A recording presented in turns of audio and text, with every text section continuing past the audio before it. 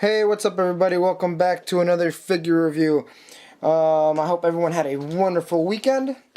And so let's get started. So today we're going to be taking a look at the Spider-Man Classics Hobgoblin. Now, you can already tell, but when you look at this figure, he looks very similar to the Green Goblin.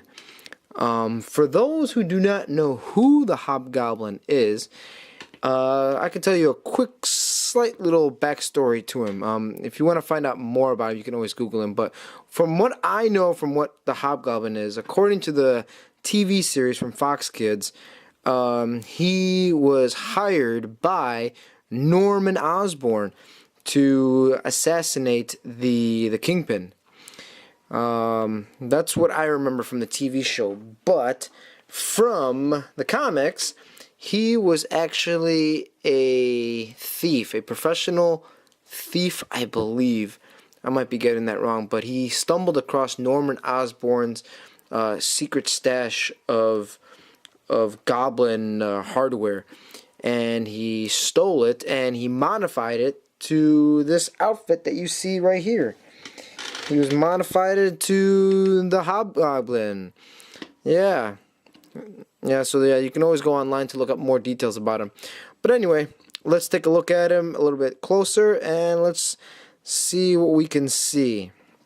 Alright, so let's start off by looking at his articulation. So his head can move up and down. It's prevented to look, he can look possibly slightly lower if his cape wasn't in the way, but his head can look straight up to right about there. Okay, great sculpt work on his face. This Hobgoblin looks straight, like it's been pulled out straight from the cartoon from the classic animated series. Yeah, I really like how he looks. Really goblinish. Awesome. And it's got this like rubbery feel to it that gives it a nice touch. Let's see, anything else? Alright, so yes, he has a full bent at the bicep. He has a twist at the wrist. He has articulation in the hands. His waist can turn. His head can move side to side. He could probably do a 360, but I'm not going to push it. Let's see, he can do the splits pretty much, which you can get him into nice poses. He has a full bent at the knee. He's got a bent at the ankle, and he has a toe hinge, and he has a ankle pivot, which is really cool for this figure. Anyway, he's really what I was gonna say is that this figure is really old, and for an old figure, they put in so much work into him. I mean, I couldn't believe how much artwork they actually put into this guy. I mean, look at the pumpkin. Awesome work on the pumpkin. Look at that. Looks really cool. I like it. I like it a lot. It's like sculpted in there. It's got this groove feeling to it. Alright. And his bag. Look at the sketch work on his bag. Look at all these like little slash marks that they put on, little goblin logo on there. Awesome. I mean, they could have just easily just painted this on and not worry about all the small little details. Like you can actually feel like you can actually almost open his bag. Anyway, really nice, great figure. There's only one downside to this guy. I mean, when I got him, his ankle just seems a little weak. I don't know. You might have to freeze him or something to get this tighten up his bolts, but I don't know, I've been too lazy to do that. But anyway, so let's see. He also comes with something really nice. Let me get him standing. There we go. He also comes with his glider. Look at this. Really nice glider that they decided to give to the Goblin. It's not as big as the Green Goblins, but it's still a nice touch. And they put like this nice detail on here, like the smoked effect on it.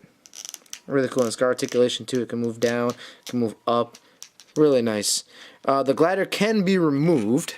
like so. So you don't have to actually have him on here. You can actually just put him on here. But when you place it on the ground, looks kind of not really nice. So I just keep mine on the smoke effect. Yeah, I just keep mine on there. Oops, I put it on backwards. My fault. Or did I put it the right way?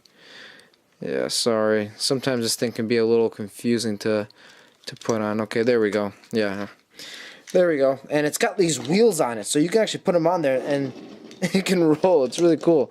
So all you gotta do is just slide his toes into this point here. And hang on one second. Let me just. It's a little annoying because his toes are so pointed. His pointy shoes. But yeah, you can put them on like that, and like so. You can just wheel him across. Hang on, let me get him in a good pose.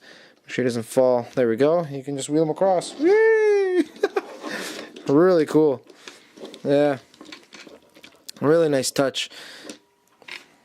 Really nice touch for the Hobgoblin. Alright, so final verdict on this figure. I think I'm probably going to have to give him a solid... I think I'm going to have to give him a solid 9. Yeah, I think I'm going to give him a solid 9. He is just a phenomenal, great figure to own. Again, if you are a Spider-Man fan, you have to have the Goblins in your collection. Let me just show you a side comparison to the Green Goblin. Hobgoblin does seem a little bit more like bulkier than the Green Goblin. The Green Goblin tends to be slightly shorter than him. I'm not sure if that's accurate. I always thought that they were actually the same size. I mean, look at him. He's pretty freaking. He's pretty tall. I didn't realize that, but yeah, this Hobgoblin, he's pretty tall. Look at him. He like towers over the Green Goblin. I'm not sure if that's accurate, but I don't know. Like, I'm not sure if the Hobgoblin was actually a really tall guy in the comics. But anyway, this is the side comparison between the two. There's a huge comparison in size. I never realized that. Very, very interesting. He almost stands a couple... Yeah, look at that. Very interesting on how tall he is. Okay, anyway. My still favorite figure from these two, it has to be the Green Goblin. This guy just looks so perfect from the TV show. Like perfect paint work, perfect face sculpt, everything. Even the pumpkin is nice too. Don't get me wrong, the Hobgoblin is still nice and everything, but I think they got his height wrong. He's just a little too tall. I think that's why I'd have to give him a good 9 on this figure. Yeah. And I think that's about it. Yeah, this is how he looks behind the cape. Alright, anyway. Alright, thanks again for tuning in for another figure review for the month of October.